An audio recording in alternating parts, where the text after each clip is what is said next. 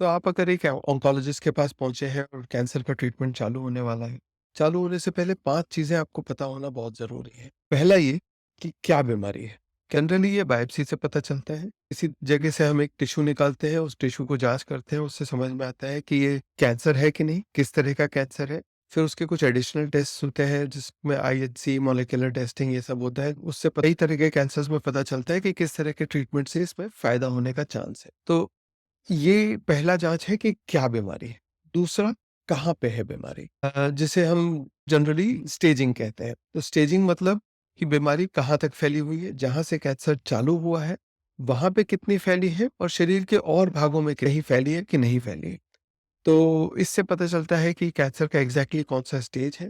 Basically मैं 3 तरह के स्टेज बोलता हूँ समझने के लिए, कि एकदम शुरुआती बीमारी है, बहुत ज़्यादा प्रॉब्लम नहीं होगा, अच्छा होने का बहुत अच्छा चांस है। या बहुत बढ़ गई है बीमारी, अब इसको जड़ से खत्म नहीं किया जा सकता है। और दूसरा इन दोनों के बीच का कि बीमारी थोड़ी बढ़ी हुई है, लेकिन इलाज अभी संभव है। इलाज इतना आसान नहीं होगा, लेकिन इलाज करके इसको जड़ से खत्म किया जा सकता है। तो ये 3 तरह की चीज़ें समझना ज़्यादा ज़रूरी है, बाकी वो 2A, 2B, 3A, 3C ये समझ के एक नॉर्मल आदमी को बहुत ज़्यादा फ़र्क नहीं पड़ता है। तो ये होता है स्टेज, ये कैसे पता चलता है? जनरली इमेजिंग स्टडीज़ से पता चलता है, सीटी स्कैन, अल्ट्रासाउंड, एमआरआई और कैंसर के लिए स्पेसिफिक बोले तो पेट सीटीज़ होते हैं, जो इससे हमें समझ में आता है कि ये किस जगह पे बीमारी है, क्या स्टेज है। तो अभी हमको समझ में आ गया कि क्या बीमारी है और कहाँ तक फैली है।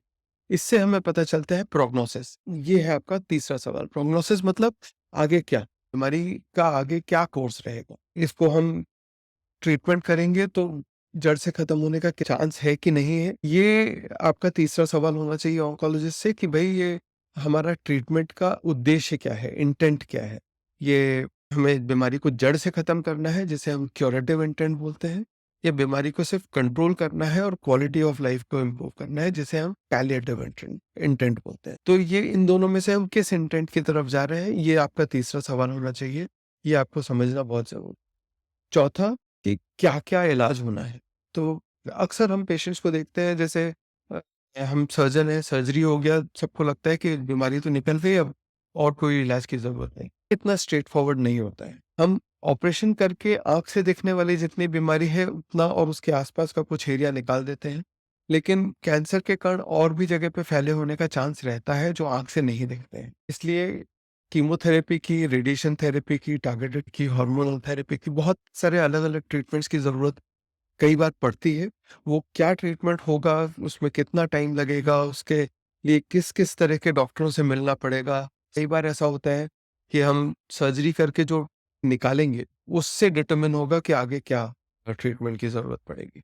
तो एक ही स्टेप में पूरे जवाब हमेशा हमें नहीं मिल जाएँगे, लेकिन ये सवाल पूछना ज़रूरी है और आगे का क्या प्लान है वो हमें पता होना बहुत ज़रूरी है। और 5वाँ अंतिम सवाल ये है कि शरीर की जो बाकी की स्टेट है, उससे हमारे ट्रीटमेंट पे क्या फ़र्क पड़ेगा? इसका मतलब मुझे डायबिटीज़ है, अनकंट्रोल्ड है, मैं 20 साल से स्मोक कर रहा हूँ, मेरे लंग्स का कंडीशन ठीक नहीं है, मुझे बहुत सीवियर हार्ट इश्यूज़ हैं, पहले सीएबीजी हो चुका है। इन सब चीज़ों से हमारे आगे के ट्रीटमेंट पे क्या फ़र्क पड़ेगा और क्या मॉडिफ़िकेशन होगा, और उसके साथ क्या ट्रीटमेंट करवाना सही है और क्या ट्रीटमेंट करवाने से नुकसान होने का ज़्यादा चांस है, ये भी हमें समझना रहता है।